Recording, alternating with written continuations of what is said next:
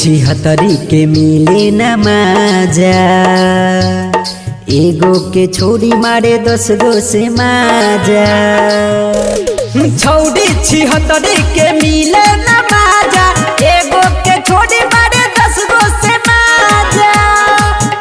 और चढ़ल जवानी के गरमी देखावे, और चढ़ल जवानी के गरमी देखावे, देखी के लइकन के मन ललचा जा। छौड़ी छिहत्तरी के मिले न माजा, एगो के छोड़ी मारे 10 गो से माजा।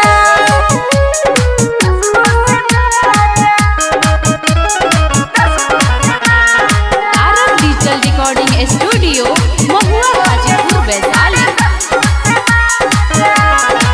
घूमे बाजार खोजे यार, नया नया उ बदले भतार। घूमे बाजार खोजे यार, नया नया उ बदले भतार। भरल जवानी के रस चिखा जा, मन करे काटली ही होठ तोहर ताजा। छौड़ी छिहत्तरी के मिले न माजा, एगो के छोड़ी मारे 10 गो से माजा।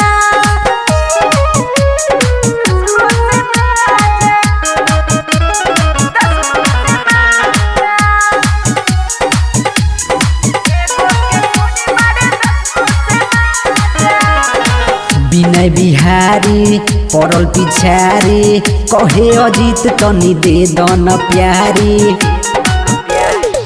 विनय बिहारी पड़ल पिछारी, कहे अजीत तनी दे दन प्यारी। और शिवम तारक के मुंडे बना जा, सुन जय नाथ के सौंसे किया जा।